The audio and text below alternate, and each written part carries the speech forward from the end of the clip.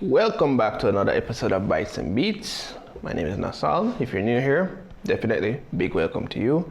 Hopefully you guys have been enjoying the content for those who are returning, and if of course once again you're new, just go ahead and hit that subscribe button so that of course you get the content when it comes out. So in today's episode, we're going to be looking once again at the CES content, specifically those things that I decided to handpick from the collection of amazing, surprisingly enough, technology that came out this year, as well as we're going to look at a few things in regards to music for the albums that are coming out, and surprisingly we got some new announcements in the music space. So we're going to go ahead and talk about that in a minute, so just stay right there.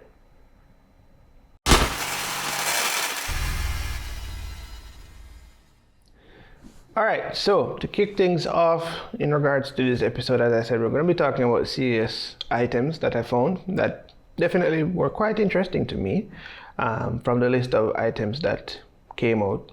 And all these items either won the category for whatever category they're in. Well, technically not a category because some of them I put in a specific category, which of course is going to be the first topic. But the items that I found definitely have been interesting in the type of technology that is behind them, for one, and for two, in regards to the particular category that they're in, they definitely have something quite interesting about them. So 3 categories that I'm using: oddities, home tech, and of course mobile or laptop technology.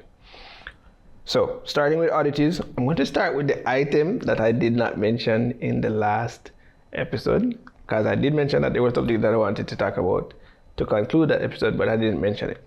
So that is the Lego Smart Bricks. Now, of course, Lego has been one of those toys that has been around for at least 2 decades, comfortably. More accurately, 3 decades, because I'm sure that they came out maybe 1980s, but I'll double check that information and put in a behind the scenes clip here to sort of confirm that. I can confirm wholeheartedly that it's actually 1932 and not 1990s or whatever time I said a while ago. So yeah, apologies for that. Back to the video. In this case, however, you have the Lego Smart Bricks, and of course these are still the same size bricks, but in this case they're packed with circuits, sensors, speakers, and lights that intelligently react within the proximity of each other, which of course is a good thing, because that then can determine and contribute to certain functionalities, or added functionalities more accurately, to the bricks. They say that the kits, the Lego kits that they're going to be releasing should officially be coming out in March of this year. And the best way that they decided to start off with their kits is actually with Star Wars. So if you remember the Death Star, the X-Wing, those type of vehicles, it makes sense in terms of the configuration of those vehicles. And if you've seen any, well, they have life size, I'm assuming, but if you've seen any model kits that Lego has brought out, you'll definitely see that they are as accurate as they can get, because, you know, squares and circles are 2 different shapes to the model of whatever they're looking to imitate or replicate. So I am looking forward to seeing what the kit's going to look like. I would like, honestly, to grab one if I can, but for now, definitely looking forward to seeing just the fun that this will enhance in the lives of persons who collect Lego, because it's not just kids that collect Lego. I know persons in their more adult years, late adult years, correction, getting Legos and still enjoying building out Legos and whatever else comes with it. So there's that. The next item that I actually want to look at is the soft plastic composter by a startup company called ClearDrop. This item actually won the winner in the best sustainable category, and it resembles a trash can in a general sense, and it has a slot in the middle which can then be fed plastic items such as bags and gloves. And how it actually works is that it heats up all of the plastic and then compresses it into a brick the size of a shoebox. Of course, that has to be disposed of. So what they're doing is that they're using pre-made envelopes that you can ship to a facility in Indiana, and then of course they process the plastic from there. So it is one of those more environmental products. So the cost associated with it actually makes sense because it's more, I wouldn't exactly say more industrial in the sense, because it's more looking for a consumer use case, but definitely the cost factor would make it seem industrial. And it is supposedly supposed to start at a price of $1,400 US.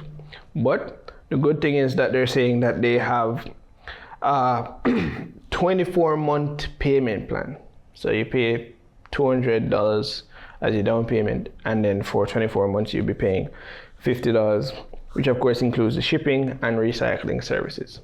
So I like this initiative definitely, because we need to really and truly look at our footprint in terms of our waste, and especially in Jamaica, where I'm sure even you right now have potentially a drawer with scandal bags just sit on it.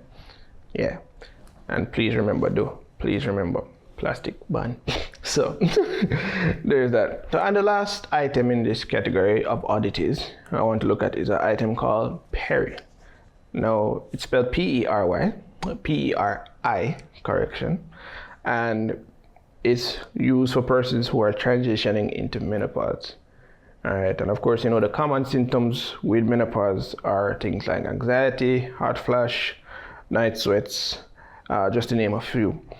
The thing about Perry, it is classed or categorized as a wellness wearable designed to track those symptoms and help persons make the informed decisions about how to manage it, whether it is lifestyle changes, supplements, or even hormone replacement therapy. All right, it's currently on pre-order because apparently they still have some stuff to work out, and you know, packaging and all that still costs. And if you know how pre-order works, then yeah, it's a wise approach towards something like this. I hope it definitely will work out well for the persons who will utilize it, because definitely from what I gather, because I've never had menopause, yeah, it's a serious thing that persons have a lot of problem with. So there's that. The interesting thing about all of these texts that I've chosen, however, is that the reality of it is that tech still plays a heavy part in today's society, all right? And the innovation is always good, especially for that composter that helps to keep up with the environment in terms of how we dispose of our waste, all right? And as such, I appreciate the services that each company came up with, whether it is that, as I said, something in wellness, something in health, or even just something to have fun with. But moving on to home tech, I found some things that are definitely going to be interesting, especially for our climate, because you know, in the Caribbean we're in the hot climate, so we definitely would benefit from having some technology that helps keep us cool, or even just to help you or make use of the environmental factors more beneficially, such as solar power and all that. But what I have here is even more interesting, to be fair. So what we have next in regards to home items is an item called the C200 Ultrasonic Chef Knife. This vibrates at 30,000 times per second, and of course allows the blade to slide smoothly through food and prevents some slices from sticking to the sides of the plate. Ultrasonic knives apparently is something that is not new, at least to life itself, because it's used more in the industrial settings more commonly, so in your hotels and those big establishments. And so this one is slated to be the first at the home level, at the consumer level. All right. Interestingly enough, however, the price of one knife is slated to be US $400. Now, when I lie to you, if me get a knife like that, all right, I cut everything. I cut everything. Paper, bread, butter, whatever me can use a knife to cut. Of course, we're not talking anything negative. We're talking just regular things that you would cut knife with. And so if I got one of these, definitely I'll be cutting a lot of stuff. The thing about it though is that I am really concerned as to why them fees say 4 bills for a knife. I mean, the technology, yes, it makes sense. The technology. But I couldn't justify. Imagine I look for your wife. I say, wife, no one buy a knife for 4 bills. And she's like, why you would have buy a wife knife for 4 bills when you have a really good knife where all you have to do is sharpen it? The reality of it, with all that tech, I don't even think it needs to sharpen. Or at least even if it's sharpened, probably, it's just the vibrations. But who am I to say, to be fair? Alright. I just know say, that tech has been interesting to me. Alright, to be fair. But ladies, who don't know? No, just don't. But anyways, moving on. So there's a company called Dreo, D-R-E-O, alright, and they decided to come out with what they're calling the Turbo Cool misting. Oh, words have messed me up today. Turbo Cool misting fan. And this, of course, the model number is 765S. The key feature of this is that it sprays ultrafine mist particles, and of course, they are slated to evaporate before creating wetness on a surface, which is good because sometimes you have those fans that utilize the condensation from water and all that, but they might create a lot of moisture in the atmosphere, which of course, when those fall into spaces, could cause problems. In the testing of it, it is said that the person actually put their phone right up against the grill, where you would at least expect some form of condensation to form, and nothing happened. So that's a positive right there, because of course in our climate, as I said, it's a hot climate, you want to stay cool, all right? And if you've ever used any of those fans with the ice trays on them, then definitely you know what kind of feeling that gets. It's actually, to me, they feel nicer than ACs in that regard, right? And it's sort of a good middle ground in terms of between fan and AC. So there's that. They're also saying that they're looking to launch a smaller desktop or tabletop version, right? And I believe that makes sense, especially as they even describe it here. Having it in a home office definitely is a benefit right there, because you don't want to be running the AC all day, JPS, and you would be best of friends. And of course, even if you go out into the outside spaces, like probably on a patio or something, it still might be hot, so you might still want a fan. But if you get something like this, or at least the smaller version that they're saying they're getting, then rightfully so, it will all work out for everybody in the long run.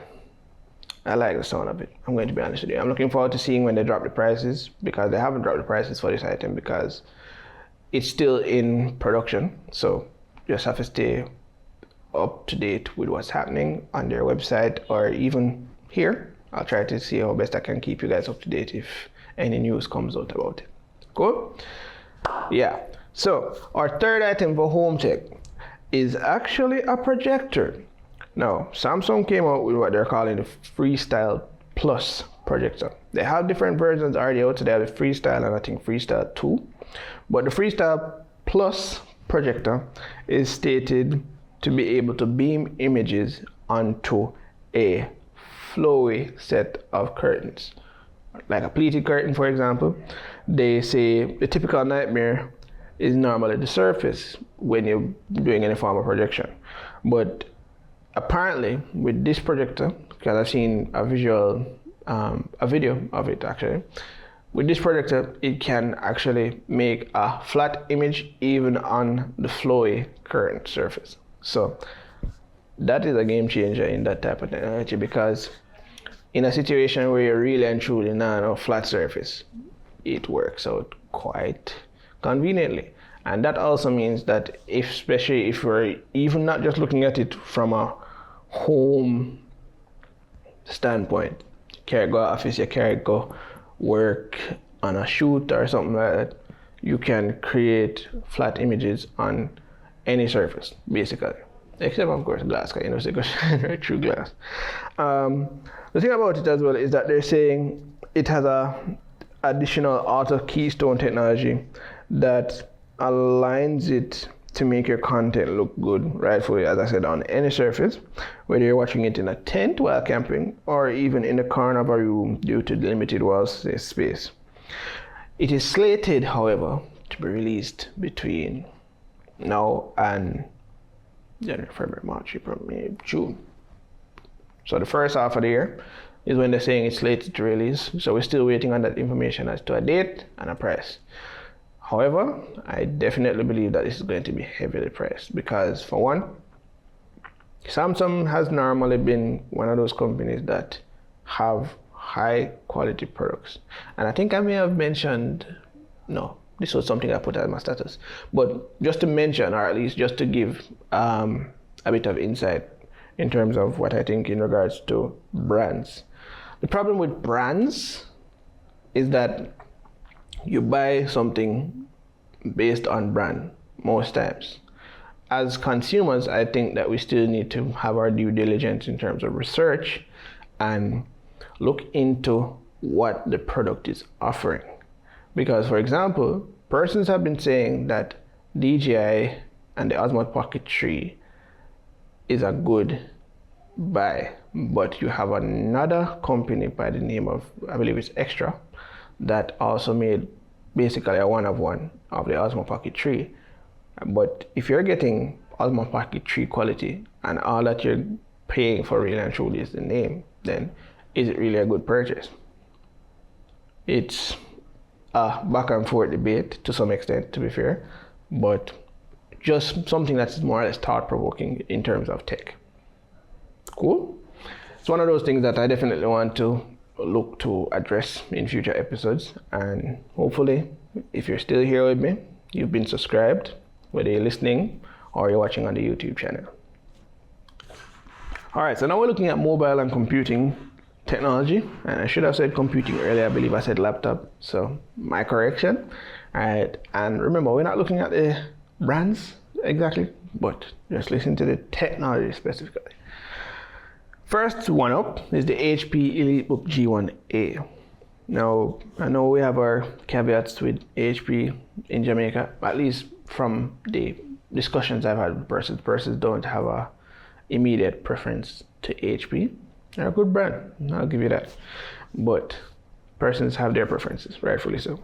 So the HP EliteBook G1A is a mini PC it uses mini PC hardware and various techniques to bring back the keyboard PC, so to speak. So of course, it's something that has been about for a while, but it's not so popular, or wasn't so popular, so it never really took off like that.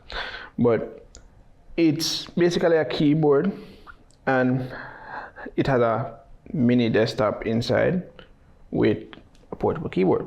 The keyboard comes in both either wired or battery powered varieties.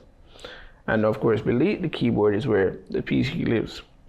The PC is said to be boasting AI processors from Ryzen in the AI 300 series and can utilize up to 64 gig of RAM. Now, please note, remember, say RAM prices that go up and all these things. So, if you're getting a computer at a good price, because to be fair, they haven't posted the price, but if you're getting a computer at a good price with 64 gig and all it looks like is a keyboard, I would take it and run with it, just I believe. And it's slated to hold up to 2 terabytes of memory. They didn't state in terms of the type of memory, and they didn't state the type of storage in terms of whether it's NVMe M.2 or just regular M.2. I'd really and truly be sad if it is the NVMe versus regular, because, well, they're both fast, but definitely you want NVMe for faster performance and all that.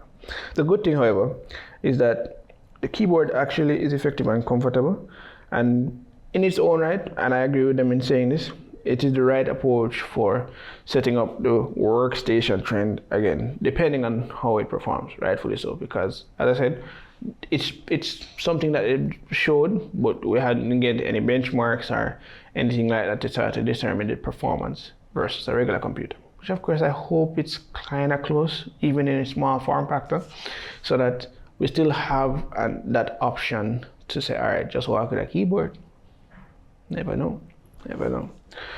So that's one of those things that we have to look out for. Next item on the list, more fitness, more music, more any type of situation that you want to use it in related. The Soundcore AeroFit 2 Pro dual form earbuds. And the reason I had to slow down to say all that is because it's a lot of information right there, but we're looking specifically at the dual form aspect of it. Because they're saying the dual form earbuds features a rotating hinge on both buds, allowing you to flip between an open style fit versus a fit that is in-ear immersive sound with active noise cancelling.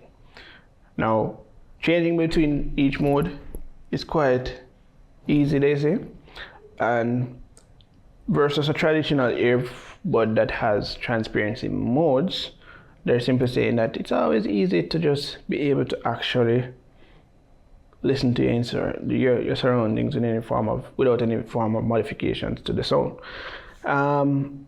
They're priced currently at $180 if it's not on sale, but actually it is on sale right now for $150.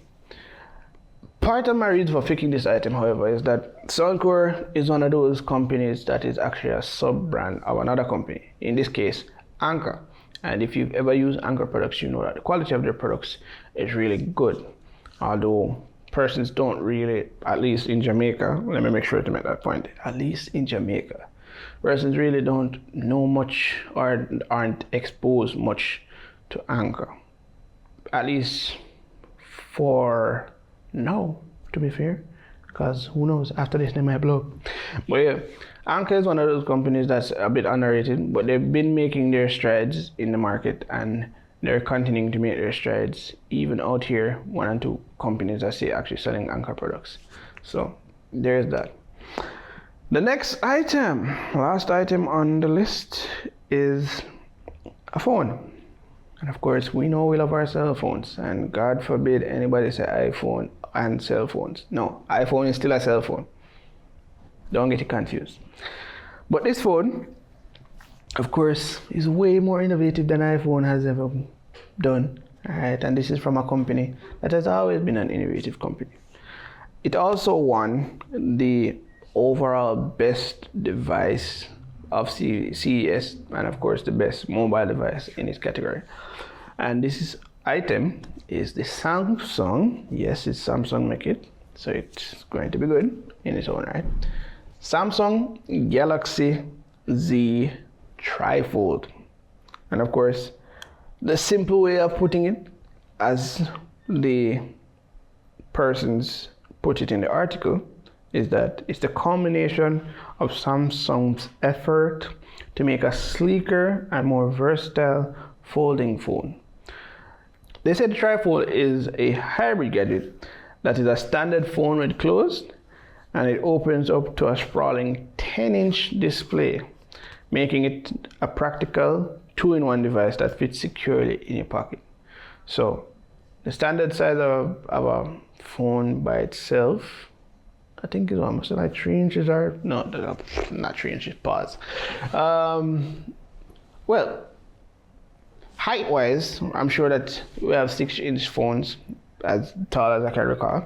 Alright, and it's about maybe 4 inches wide, depending. And so, to get from that small candy bar form factor into a full tablet size device is something that definitely we should look into in regards to having that versatility, because especially in a situation where if you're using it in a professional setting for like photography or even just as an extra screen, because you know that Samsung has their laptop type integration, desktop type integration, and an additional screen like that is always a good thing. And so just that use case, right? Because a lot of persons just buy tech because tech is there to buy. Look at the use case as to why you buy tech from time to time, because that helps to determine how you spend your money, rightfully. That's the first thing. But spend your money how you want to spend your money. And it also, in my opinion, takes into consideration the fact that you would have thought about the purchase before you make it. Yeah. So as I say, spend the money how you want to spend the money. But these are the kind of things that I'm hoping to bring to you in regards to my content here on the channel, because I believe that, especially in Jamaica, because this is where I'm really trying to target, I believe that in Jamaica we have a problem of just spending because we want the latest and the greatest, and most times the average person don't need half of what them phone can do. I'm rocking an iPhone 12, alright, and then there's 17 now, because I know what I'm looking for in a phone, and I just say, alright, the 12 is that nice middle ground that gives me all that I need. I'm fine with that. That kind of thing. But yeah, that's more or less it for the tech that I chose. Alright, but of course, as I did mention, there is one more quote-unquote technology that I found.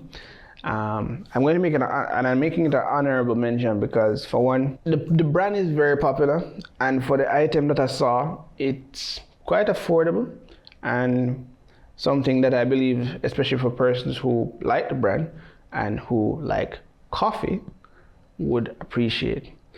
And what it is a Stanley pour over set. Currently it's on sale for $26, but aside from that, I believe the price was $50 when it's not on sale.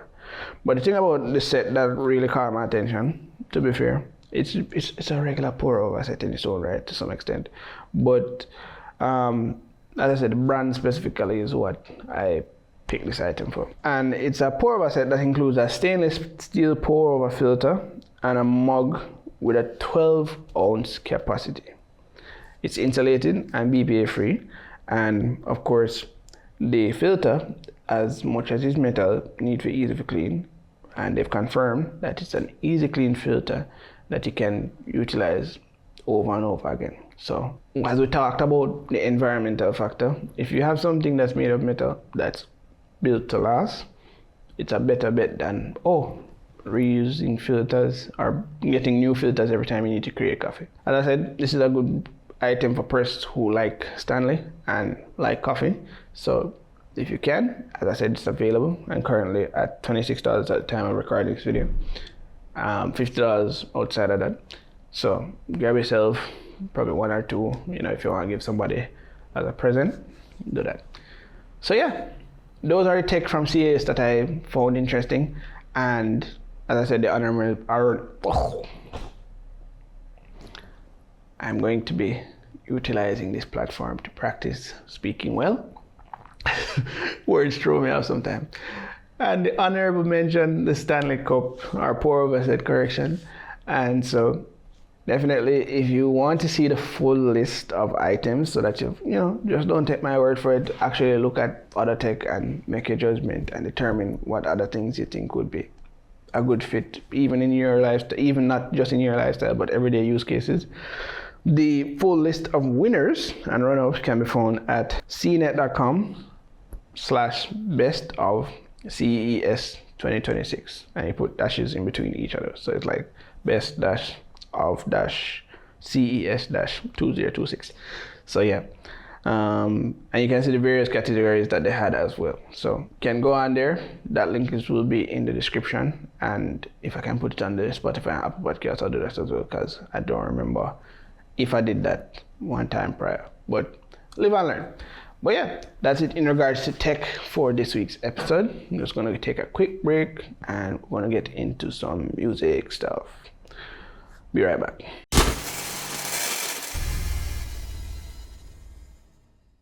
All right, welcome back. As I said, it was just a quick break, play the intro, come back in. And just in case you haven't already, go ahead and hit subscribe.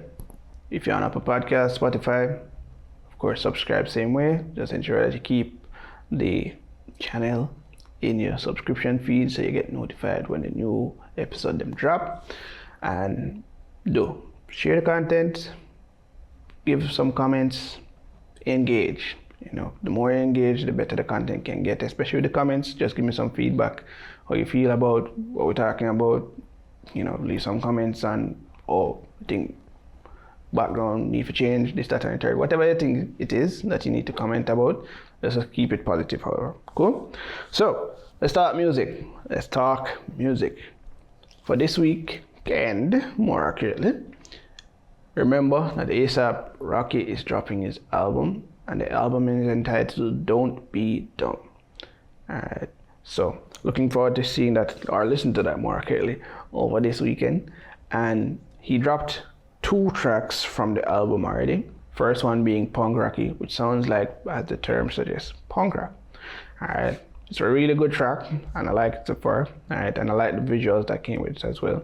Very creative in terms of the visual effects, and I'm still curious as to what the storyline is for this album, so to speak, because ASAP's content pool in regards to his album's correction has always been storyline based, which of course I believe is the best way to do music anyways. So looking forward to that. He also dropped the track Helicopter. Alright, still trying to get the storyline of that, but for sure it's a good track in terms of composition, rightfully so. I'm not remembering exactly who produced it at the moment, forgive me, but definitely tracks you need to listen to and see if you're going to put them in your rotation, yeah or nay. For me, Helicopter is definitely in. Punk Rocky, not so much. I'm not really a punk rock person, but hey, to each their own. Yeah.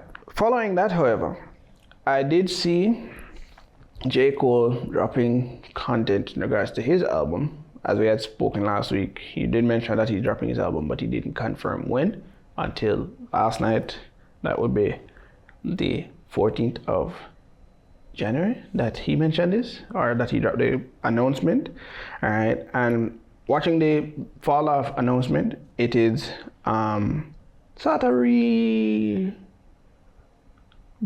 in a sense all that has happened in his life in regards to fame. All right, but as I describe it, the video sort of leads to or suggests that fame in and of itself is not all. Of course, rightfully so, because you've seen artists that have risen to fame quickly and just dwindle out real quick as well. But in reality, how he did it is that he's looking at the fact that he can more or less live a normal life after a while, and it's sort of suggesting that he's looking to get out of the music game in a sense as well. So looking forward to when the album drops. It's slated to actually drop next month, February 6th. So definitely want to see what that storyline, quote unquote, is about as well. He also dropped a track this morning or last night, one of the two.